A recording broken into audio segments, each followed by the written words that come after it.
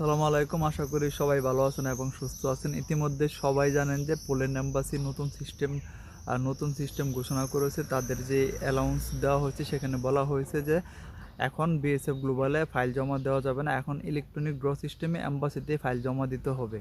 এবং তার জন্য যে সেই সিস্টেমগুলোকেই আসলে কিভাবে, কবে থেকে, কোন দিন থেকে এটা শুরু হবে, কবে থেকে আপনারা অ্যাপ্লিকেশন করতে পারবেন, কবে থেকে সেই ড্র সিস্টেমটা চালু হবে, সেই বিষয়ে বিস্তারিত আলোচনা করব এই ভিডিওটিতে। তো সেখানে হচ্ছে যে আপনারা যারা নতুন ওয়ার্ক পারমিট পেয়েছেন, যারা কোনো বিএসএফ গ্লোবালের ডেট নেন নাই, মানে কোনো ডেট এখনও কিনেন নাই, তারা আজ থেকে অ্যাপ্লিকেশন করতে পারবেন বিএসএফ এম্বাসিতে।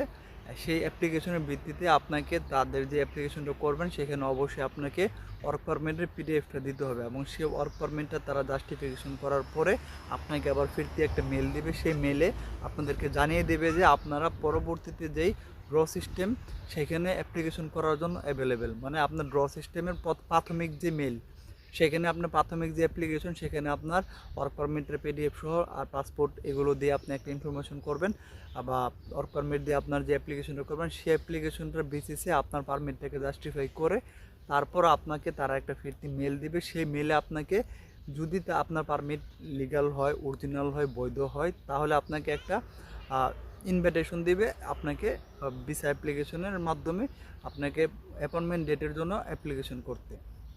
সো এটা বুঝতে পারতেছেন যে যাদের আপনার ওয়ার্ক পারমিটটা শুধু অরিজিনাল তারাই পরবর্তী মেসেজটা পাবেন, এরকম আপনারা নেক্সট রাউন্ডের জন্য বা ড্র সিস্টেমের জন্য অ্যাভেলেবেল।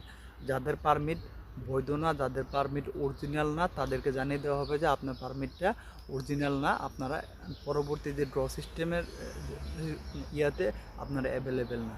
তো আশা করি বিষয়টা বুঝতে পারছেন যে আসলে আপনাদের কি করতে হবে, কি করণীয়। আপনাদের কাজ হচ্ছে ওয়ার্ক পারমিটটা আসার পর সরাসরি এম্বাসি বরাবর একটা অ্যাপ্লিকেশন করা, এবং সেই অ্যাপ্লিকেশনের ভিত্তিতে আপনাদেরকে জানিয়ে দেওয়া হবে আপনার পারমিট বৈধ না অবৈধ।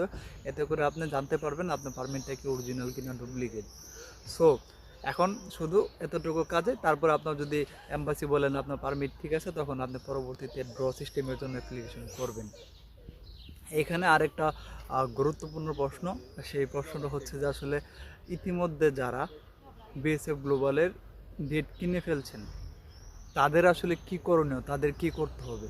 তো তাদের আসলে খুব বেশি কিছু করণীয় নেই। আপনারা যে প্রক্রিয়াতে আগাইতেছিলেন সেই প্রক্রিয়াতে আগাবেন, মানে যার জন্য আপনার ডেট যদি হয়ে থাকে জুলাই মাসে 15 তারিখ, 20 তারিখ বা আগস্টের, মানে যাদের যে ডেট ইতিমধ্যে কিনা হয়ে গেছে, যাদের কাছে যে ডেটগুলো অ্যাভেলেবেল আছে, তারা ওই নির্ধারিত সময় বিএসএফ গ্লোবালে, বা যে বিএসএফ গ্লোবাল বলতে আপনার যে লোকেশনে, দিল্লি হতে পারে, চণ্ডীগড় হতে পারে, কলকাতা হতে পারে, যে লোকেশনে আপনাকে জমা দিতে, বা আপনার যে লোকেশনের জন্য আপনি অ্যাপয়েন্টমেন্ট ডেট কিনেছেন সেখানে গিয়ে আপনি জমা দিবেন।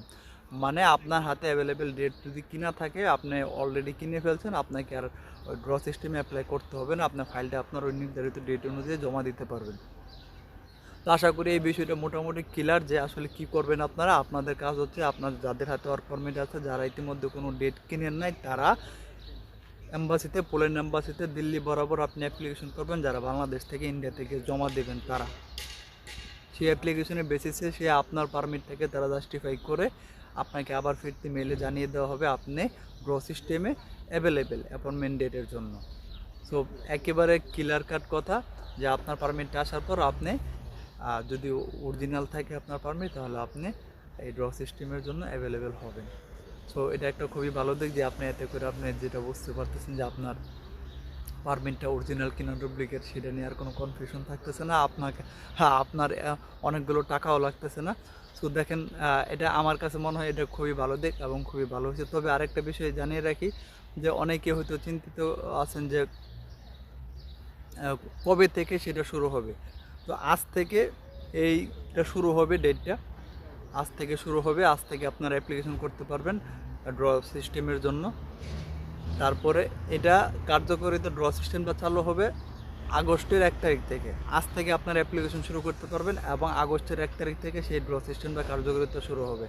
সো এটাও ক্লিয়ার, আজ থেকে আপনারা অ্যাপ্লিকেশন করবেন, আগস্টের 1 তারিখ থেকে এটা ড্র সিস্টেম শুরু হবে, প্রতি সপ্তাহে সম্ভবত একটা। তবে এখানে একটা কথা বলে রাখি, এই যে ডেটটা আগের থেকে বিচার ইস্যু ভালো হবে কি হবে না, কেমন কি হবে, রেশিও বাড়বে কিনা, এটা পরবর্তীতে আপনাদের সাথে একটা ভিডিওতে আমি বিস্তারিত আলোচনা করব। সেখানে আপনাদেরকে বলে দেব যে আপনাদের জন্য আসলে কোন কোন ফেসিলিটিগুলো তৈরি হয়েছে এবং কী কী কী সুবিধা হয়েছে সেখানে। এখন যে এই সিস্টেমে আসলে একটা একটা সিস্টেমে ছিল যে আপনি চাইলেই অ্যাপয়েন্টমেন্ট ডেট কিনে জমা দিতে পারতেছেন, আর এখন যে সিস্টেমটা চালু হয়েছে সেটা আসলে ওইভাবে সম্ভব হচ্ছে না। তো আশা করি যে পরবর্তী ভিডিওতে আমি ক্লিয়ার করতে পারবো যে আপনাদের ভিসা রেশিও বাড়বে কিনা, আপনার অ্যাপয়েন্টমেন্ট ডেটের যে ড্র সিস্টেমে যে আপনাকে অ্যাপয়েন্টমেন্ট ডেট দেবে সেই রেশিওটাও কি বাড়বে কিনা। কারণ আগে অনেক কম লটারি হতো, লটারির মাধ্যমে। তো ওই লটারি সিস্টেমটাও কি এখন বৃদ্ধি করবে কিনা, বা লটারিতে অ্যাপয়েন্টমেন্ট ডেটের যে রেশিও সেটাও কি বৃদ্ধি করবে কিনা, এই সম্পর্কে যাবতীয় বিস্তারিত ভিসা রেশিও কি এই কারণে বাড়বে কিনা আমি পরবর্তী ভিডিওতে আলোচনা করব।